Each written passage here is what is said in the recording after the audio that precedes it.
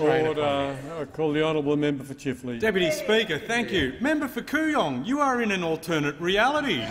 You are in an alternate reality. In fact, there were moments there I thought he was channeling his inner comical Ali when he was telling us how good this economy was going.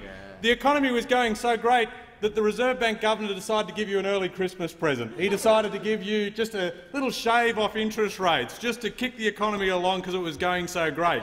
It is unbelievable, member for Kooyong, Assistant Treasurer, member for Kooyong, that you could believe that the economy is going that well. When the RBA appeared before the House of Reps Economics Committee and we asked them, oil prices have fallen, fuel prices falling, you've got the Australian dollar falling in value relative to the US dollar. You would think that on that basis that would supercharge the economy and be a great thing. It wasn't enough. Those two things that would normally kick an economy along were not enough. What did they look at? They looked at the forecasts of where the economy was going and decided to change their position and say that no longer would there be stability in rates. They had to cut it. And they had to cut it because the economy is going nowhere fast. And one of the biggest reasons why, because there is a failure to invest. Business will not invest because they keep telling the RBA we will not invest until we see consumer sentiment change. And what was the biggest hammer to consumer sentiment in the last 12 months? The biggest hammer, member for Griffith asks, what was it? It was their budget. It was their budget that killed consumer confidence in this country.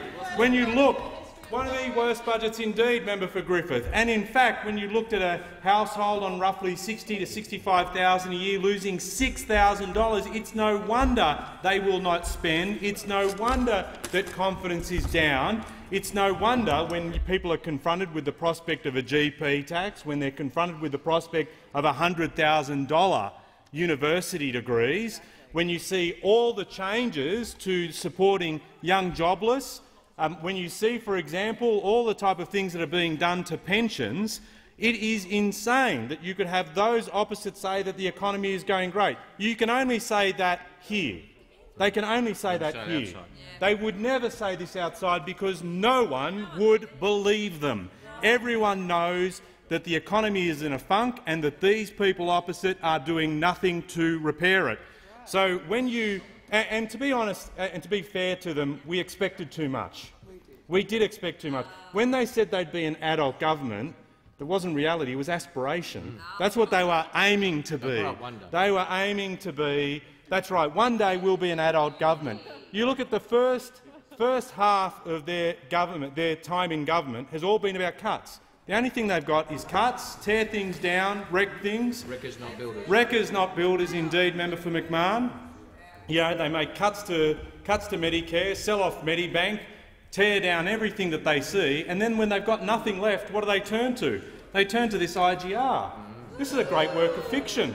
In fact, I've added this to my 100 pieces of fiction you must read in your 150 years. I think this is a great work. This is excellent stuff.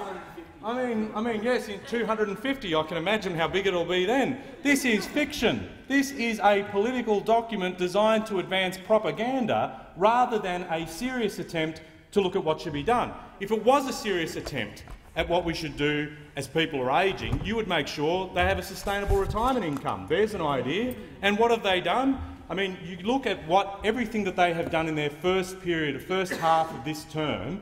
It has been cut pensions, to cut the superannuation guarantee contribution, cut the size of future national savings, get rid of the low-income superannuation contribution, make sure that the wealthy are looked after as superannuants, those that are on $2 million of superannuation savings. And then what was the other contribution? The other contribution in terms of improving retirement savings was given by a treasurer who floated the idea that we should actually drain superannuation to pay for housing, which was another bizarre proposal by a government that is basically, at its heart, full of contradiction. Its messages conflict with each other. There is no certainty about what they propose to do. The only thing that you can bank on with this government is that they will cut, they will make life harder for people, they will break promises, and they will continue to do that in this upcoming budget, which will just be a budget of cuts and chaos. Order. I call the honourable member for Riverina and the Parliamentary Secretary.